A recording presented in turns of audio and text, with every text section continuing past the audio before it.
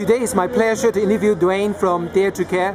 So Dwayne, do you want to introduce yourself a little? Sure, my name is Dwayne Peace.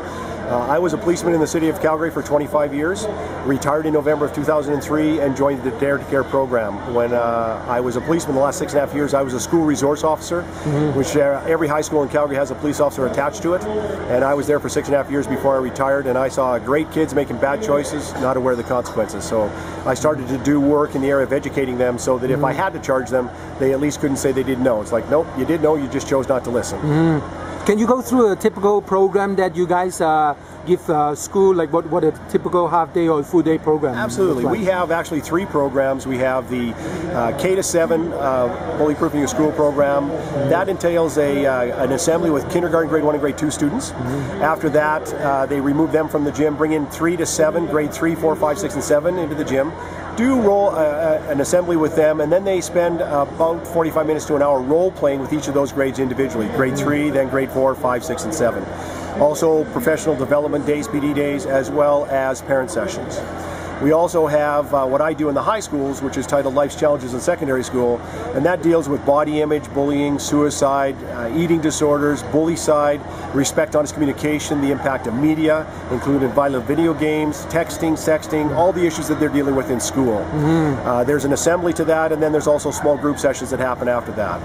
We also have a new program that we started a few years ago called Take the Time, and that is a program that is a full-day experiential workshop that deals and focuses strictly on bullying. It is for grade 5 to 9 because those are the peak years of bullying. Absolutely amazing program. A lot of the students will use eye-opening and life-changing to describe what that day is like. Right. So with the advent of texting, Twittering, and Facebooking, can you talk a little bit about what kind of tools or things that you try to teach the kids? Well, what they need to realize is that when they're doing the the digital communication, that it creates a digital footprint. And so your children's grandchildren will be able to see what you put on a computer today. And they don't realize that. They feel that if they delete it, it's gone, and it's not gone. They just have no idea. And also they don't believe that there's charges that can be laid with this as well when they're doing this type of behavior. And what I want them to understand is if you can't do it to a person's face, you should not be doing it digitally.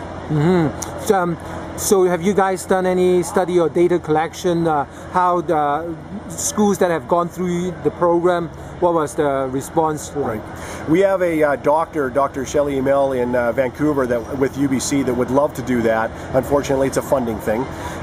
We have basically, it's one of those things where the schools will let us know what's going on and have us back because they know how powerful it is. They're not going to spend money on a program that does not work. So the schools, judging from the schools, are they calling you guys back? Absolutely, absolutely. From Vancouver right through to Montreal. We've been to Bermuda 7 times, up into the Northwest Territory, so we go where we're wanted. So in the schools, for the schools in Vancouver, how often, like how long have you guys been dealing with them or working with them? Vancouver, I would say probably 4 years, 4 or 5 years in a row for the same school? Yes, and the schools, once we go into a community and we do one school and they see what we do, then word of mouth travels. And then another school finds out and they have us come, and then another school and another school. And we started off in Bermuda in 1 school, and we are now in probably 7 schools in Bermuda, and hoping to grow even further from there. Right. So you guys are a feature organization in Brad's Garden Party this year. Absolutely amazing. Can you tell us how did that come about, and also how is it going to impact you guys? Well, there's people that we know who work for Brett in that, and they were able to let him know about our organization and our commitment to making better lives for youth. And so he found out about it and looked into it further and decided that this was a cause that he wanted to support in his garden party this year. Right. I understand you guys are, strictly speaking, not a charitable organization. That's correct. Can you tell me a little bit about how did that work? What's the plan on that? Absolutely. The funds that are raised here are going to be going completely 100% to the Alberta schools. The only reason that we are a for-profit organization is simply because at the way that the laws are set up, not-for-profit, when it's time to retire and go, you have to walk away from it, and that's it. You can't have anything more to do with it. There can be no finances funneled to you like a pension or anything like that. That cannot happen. That's the only reason that we're a for-profit.